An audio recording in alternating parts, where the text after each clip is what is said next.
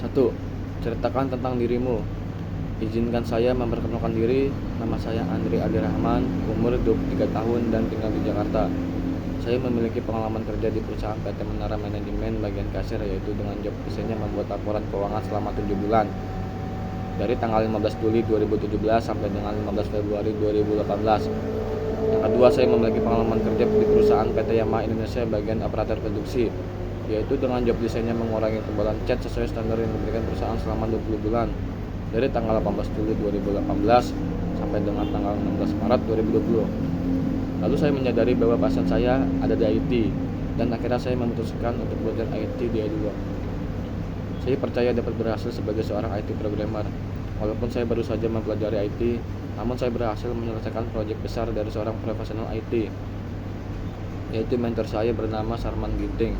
Beliau bekerja sebagai software engineering di perusahaan PT Asiveri Technoplex dan mendapat pengakuan serta izin dari beliau sebagai kandidat yang siap disalurkan kerja sebagai seorang IT. Saya juga yakin pengalaman kerja yang saya miliki dahulu sangat berperan penting terhadap kelangsungan karir saya sebagai seorang IT, serta menjadi poin plus saya dibandingkan dengan kandidat lainnya. 2. Apabila saya diberi tugas, berapa lama Anda menyelesaikan tugas? Saya akan langsung mengerjakan tugas tersebut secara terstruktur dan tepat waktu tanpa menunda pekerjaan, baik itu tugas yang berat ataupun tugas yang mudah. Apabila tugas tersebut sudah diselesaikan, maka saya akan segera mengerjakan tugas berikutnya. Namun, dengan melalui proses yang panjang dalam mengerjakan tugas, terkadang ada kondisi yang terjadi secara tidak terduga dan harus diselesaikan segera. Untuk kondisi mendadak, bahwa saya siap untuk bekerja ekstra atau lembur. 3. Apa yang membuat Anda berpindah bekerja atau mendaftar lowongan ini? Sebelumnya, saya belum mengetahui kalau berpindah-pindah kerja bisa merusak reputasi saya. Saya mengira jika saya mendapat tawaran pekerjaan baru, harus selalu saya ambil meskipun masih bekerja.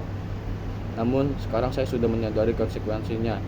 Saya harap Bapak atau Ibu berkenan memberi kesempatan untuk memperbaiki reputasi saya di perusahaan ini.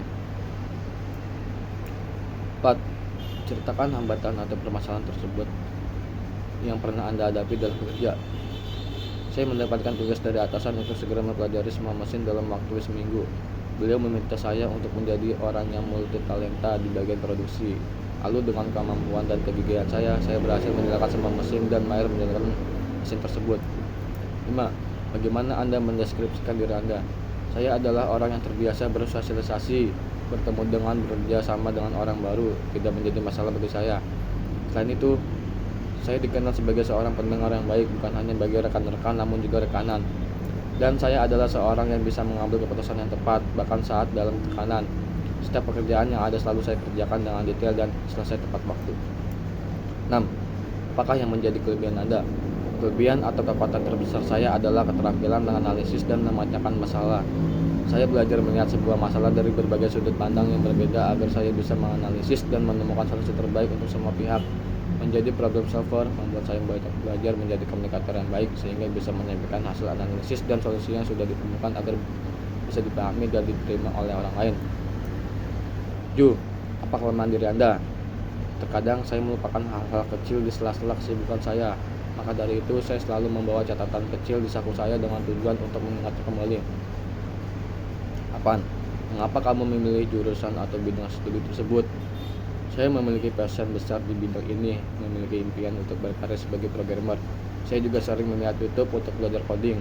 Saya percaya hal-hal tersebut bisa meningkatkan skill yang dibutuhkan untuk bekerja di bidang ini.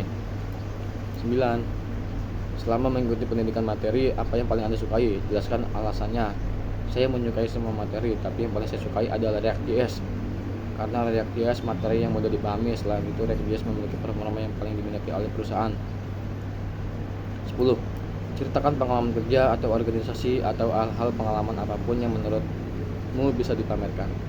Pengalaman kerja yang saya pernah menemukan celah potensi bahaya di bagian produksi, di mana kondisi tersebut bisa membuat karyawan kecelakaan kerja.